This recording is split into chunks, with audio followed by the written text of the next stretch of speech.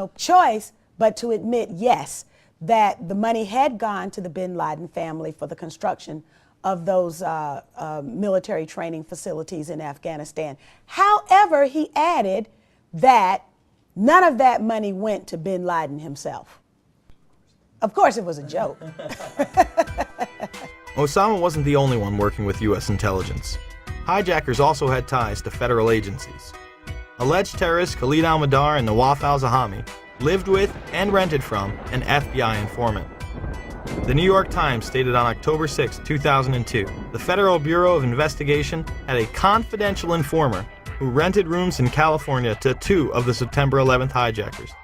But the Bureau is resisting a request from the Congressional Committee investigating the attacks to interview the informer and his FBI handler. Several members of the FBI had their investigations into terrorism impeded and shut down, especially when they got close to bin Laden. John O'Neill was the FBI counter-terror chief responsible for the investigation into Osama bin Laden. On August 22, 2001, after claims of a repeated obstruction of his investigations into Saudi funding, O'Neill left the FBI. This document is marked secret and WF, which means it walked its way out of the Washington Bureau of the FBI. It indicates that before the attack of September 11th, agents had wanted to question 2 members of a very powerful family for their connections to a suspected terrorist organization, Omar and Abdullah bin Laden. But the agents weren't allowed to. O'Neill went on to take a new post as head of World Trade Center security. He would move into his office days before 9/11 and be killed during the attacks. Yeah. I have 4 children. I've lost friends that John, my friend from the FBI was killed. John O'Neill? I lost people too. We lost a lot of family members. What did John O'Neill do before he worked in the World Trade Center? John was the FBI. Head of the FBI. He was tracking down Osama. He was tracking down Osama. Because the government didn't listen to him. The government didn't listen to him. The FBI, hold on, we want to call a car on a car? The FBI fucked up. They knew about the flight training. Yes. That was a fuck up for having these people in our country. We all agree on something. And the important thing is you have to understand, I feel what you feel.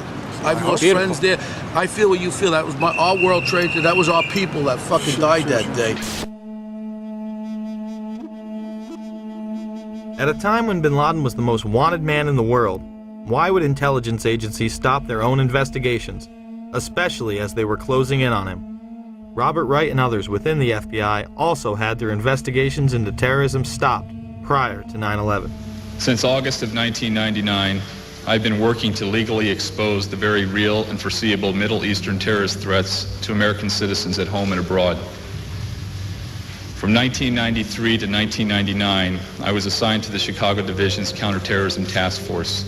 The successful investigation, which was codenamed Vulgar Betrayal, V-U-L-G-A-R, Betrayal, led to the June 1998 seizure of $1.4 million of Middle Eastern terrorist funding. These funds were linked directly to Saudi businessman N.Y.P.D. On October 12, 2001, N.Y.P.D was designated by the United States government as a financial supporter of Osama bin Laden. Larry Klayman of Judicial Watch initially tried to help get Wright's story to the proper authorities. He wanted to come forward long before 9/11. We were taking those steps beginning last summer to do that. The FBI had 30 days to allow that to occur. They violated their own regulations. They covered it up. If you didn't hear me, I went specifically. I called the Attorney General's office just days after 9/11. I said, Dave Shippers and I represent a special agent of the FBI Chicago field office who has years of information about how the FBI did not do its job, did not in any way investigate in a meaningful way money laundering in the United States. You're now claiming you want to do this. I'd like to make them available to you, Attorney General Ashcroft. And I was met with a response by Michael Chertoff, head of the criminal division. We're tired of conspiracy theories. Michael Chertoff will later become the head of Homeland Security, the department set up to fight the war on terror after 9/11. Wright was also restricted from telling any specifics about their investigation. Robert Wright was then prevented from working on terror investigations. So what happened to Wright? He was demoted in and around the time period leading up to 9/11. He's working on innocuous, meaningless things. That's what he's doing. Yes. He's a paper pusher. Is because these monies were going through some very powerful U.S. banks with some very powerful interests in the United States. These banks knew or had reason to know that these monies were laundered by terrorists. And there are very significant potential conflicts of interest in both the Clinton and Bush administration, and in particular this Bush administration, who is as tight with Saudi Arabia as you can get. The president's father used to stay with the bin Laden family when he would go to Saudi Arabia. Former President Bush spent the night in D.C. at the White House on September 10th. We've also learned at NBC that there was a President Bush in the White House during the morning of these events. His father, former President Bush, was actually at the White House the morning of the attack. The next day, elite financiers of the Carlyle Group would meet. This global private equity investment firm would profiteer enormously from the wars in the Middle East. At the table were both Bush Sr. and Osama's brother, Shafiq bin Laden. The Bush and bin Laden families had been members since the 90s and would reap the benefits of terrorism coming to America. After 9/11, the company would become public.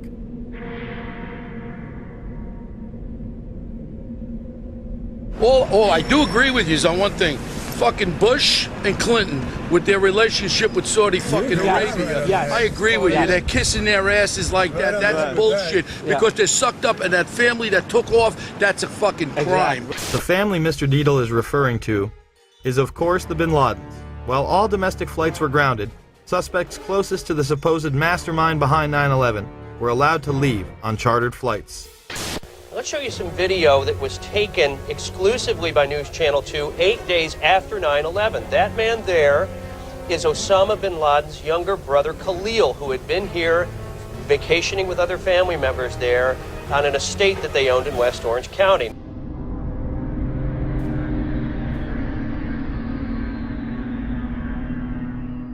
Now I guess we can safely say that there were people within the FBI and other agencies who actively protected and aided the alleged terrorists. With all the resources available to U.S. intelligence, you would think that someone within would have detected something. Well, one did. The Black Operation Program Able Danger identified the hijackers prior to 9/11, but the FBI wasn't interested. Lieutenant Colonel Anthony Schaefer, an intelligence officer inside Able Danger, tried to blow the whistle several times. Was the commission that investigated the 9/11 attacks told that lead hijacker Mohammed Atta had been identified and as al-Qaeda operative more than a year before terrorists struck? I'm told confidently by the person who did move the material over that the 9/11 commission received 2 briefcase-size containers of documents. I can tell you for a fact that would not be 1/20th of the information that Able Danger consisted of during the time we spent. Schaefer would also meet with Philip Zelikow, the executive director of the 9/11 Commission. What did Schaefer tell Zelikow?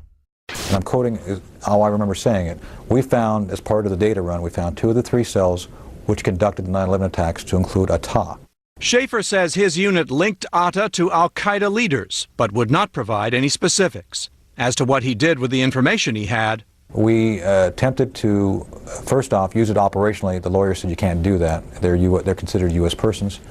Therefore, at that point in time, we made a determination as a team that we should move this information to the FBI. But he says beginning in September 2000, 3 meetings he set up with the FBI were each canceled by military lawyers. Despite all of this, the 9/11 Commission would deny it any significance and not include it in the report. Leaving a project targeting al-Qaeda as a global threat a year before we're attacked by al-Qaeda is equivalent to having an investigation of Pearl Harbor and leaving somehow out the Japanese. Schaefer and his team tried to stop the hijackers prior to 9/11, but were blocked. Later, the military would begin a smear campaign against them in order to discredit their findings.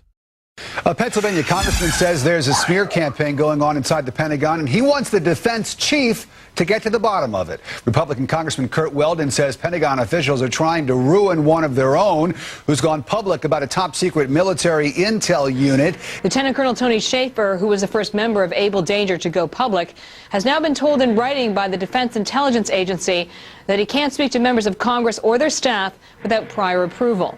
And now a security clearance which allowed him to